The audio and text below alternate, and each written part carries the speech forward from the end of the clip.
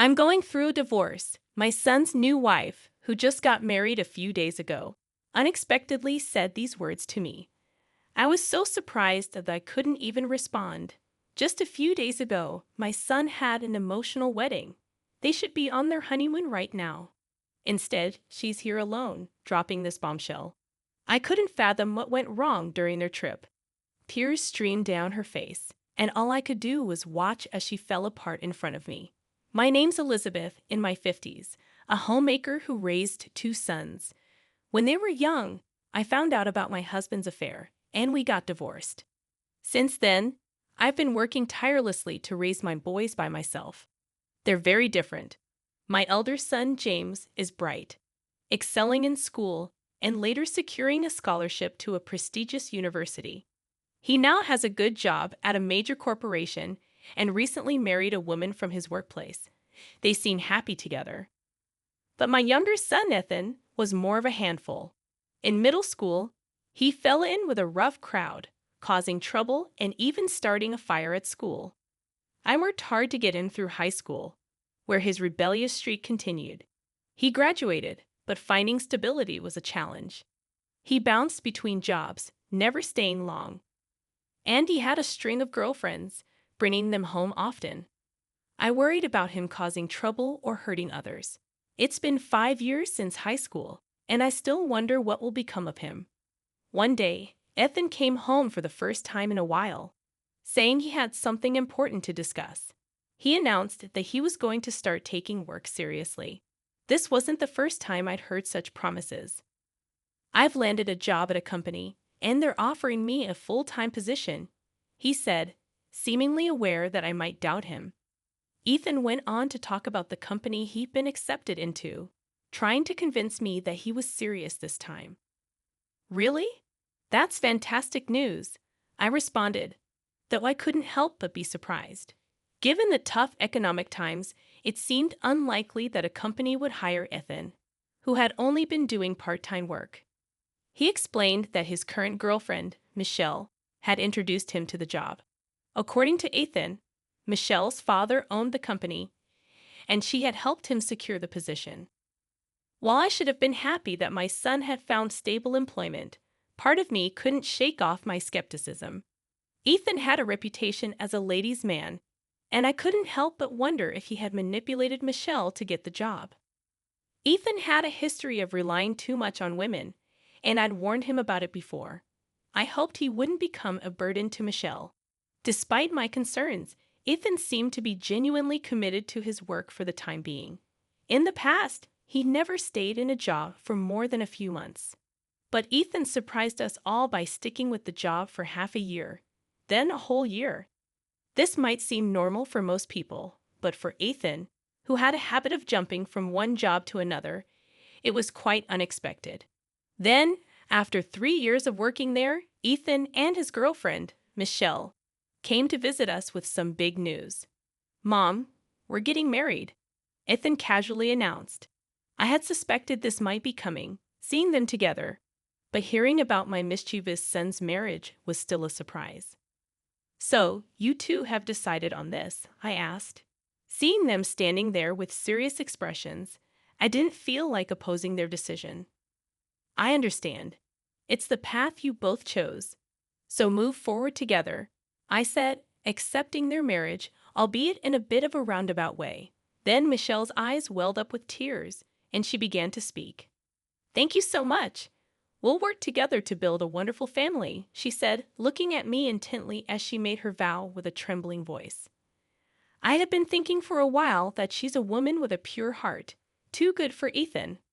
"Michelle, take good care of my son," I said, expressing my gratitude for her support. The reason I was hearing this happy news today was because she had supported him all this time. I responded with a smile, moved to tears as big drops fell from her eyes. Seeing her wipe her eyes gently with a handkerchief, I felt like crying myself. I knew she had been taking care of Ethan, who still had a mischievous side to him. From the bottom of my heart, I thought Ethan was really lucky. "Ethan, make sure to make Michelle happy. From now on, you have to cherish her more than anything," I said, and Ethan nodded shyly. And so Ethan and Michelle were officially engaged. The wedding was simple yet solemn, with only family and close friends present. As I recalled various memories, I sincerely wished for them to support each other as lifelong partners. I truly hoped that Ethan could make Michelle, a selfless and devoted woman, happy. Shortly after their wedding, Ethan and Michelle decided to have their honeymoon within the country due to their savings, a sensible choice in my opinion. I expected Michelle to take charge of their marriage and keep Ethan, who used to be a playboy, in line. But my hopes turned to despair when 3 days into their honeymoon, Michelle unexpectedly showed up at my door. "Michelle, what happened? Weren't you on your honeymoon?" I asked, surprised to see her there, with Ethan nowhere to be found. With a drained expression, Michelle confessed, "Mother-in-law, I'm sorry. I have to divorce him." I was shocked. They had just gotten married, and now the bride was talking about divorce. "What happened? Did something occur with Ethan?" I asked, feeling hesitant. Michelle, after a moment of silence, softly revealed he was having an affair. I was speechless. This shouldn't be happening. Ethan, who had just vowed eternal love at their wedding, was cheating and secretly seeing his ex-girlfriend. During their honeymoon, of all times, Michelle started to cry as she recounted the painful discovery. I was at a loss for words. Introducing a mistress to your wife during your honeymoon, it was unthinkable. I couldn't believe what I was hearing. How could my son do such a terrible thing? Tears streamed down Michelle's cheeks, but they held a spark of hatred, contrasting sharply with the blissful sparkle she had just days ago. She had been betrayed by the one she loved. Michelle recounted the shocking events. Ethan's ex-girlfriend was staying at the same place they had chosen for their honeymoon. Ethan had called her there, inviting her to the hotel where they were staying. It was unthinkable. What was Ethan thinking? "It must have been hard for you, Michelle. I'm truly sorry for what my son has done." I apologized, unable to understand Ethan's actions. As I hugged Michelle's trembling shoulders, I listened to her thoughts, feeling a wave of anger rising inside me. Unable to bear the pain unfolding before my eyes, I left the scene. When his mistress met Michelle, she must have flaunted their shameful relationship, causing Michelle even more distress. She seemed more confused and saddened than angry. Contrasting with Michelle's demeanor, my anger towards Ethan grew. How could he cause such distress to a woman who had always been his rock? I dialed Ethan's number in a fit of anger. "Ethan, where are you right now?" I asked, trying to remain calm. He answered carefreely, oblivious to the turmoil. "I'm on my honeymoon, enjoying it with Michelle. Did you call just to interrupt us?"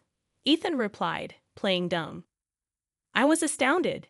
Did he not understand the gravity of the situation? Rallying myself, I raised my voice. "Stop lying. Michelle is here with me." There was a moment of silence on the other end of the line, followed by Ethan's small surprise.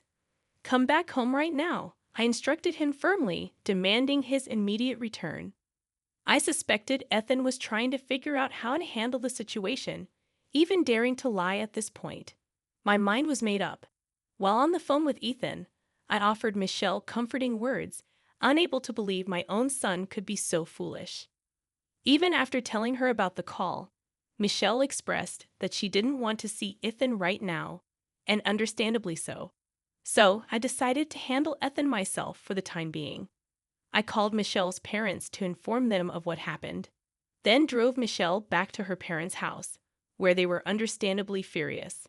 All I could do was apologize profusely on behalf of my foolish son. Exhausted upon returning home, I waited for Ethan to come back. When he arrived that night, he seemed troubled, wearing a poor smile. He probably still didn't understand the gravity of what he had done. Each time I looked at his face, my anger grew. "Ethan, you've really messed up this time," I said sternly. His response was a look of annoyance, followed by a foolish grin. "My ex-girlfriend said she's close by and wanted to see me," he explained, as if that might justify his actions, or even worse, as if he had given Michelle the wrong idea. But I wasn't buying it.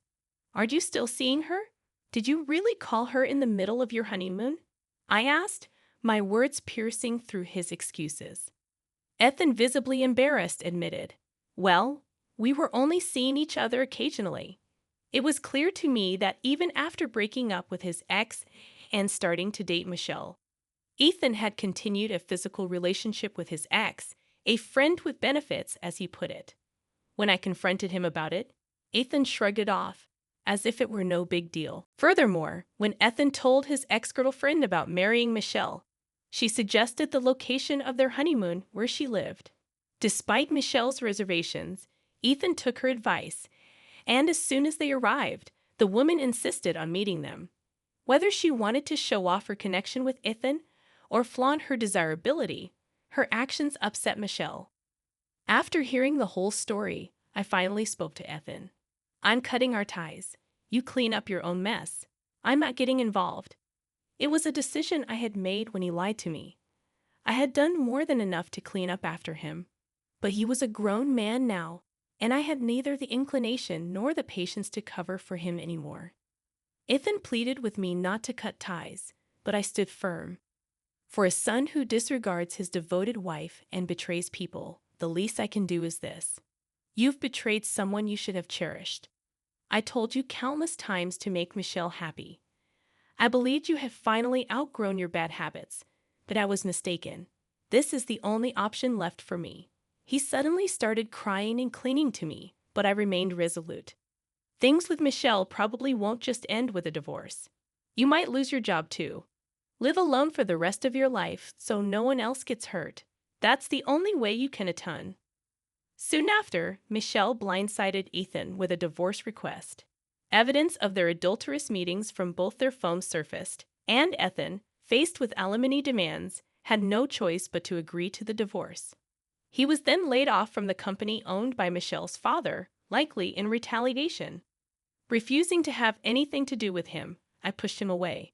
But considering his character, he might ignore the alimony payments if left alone.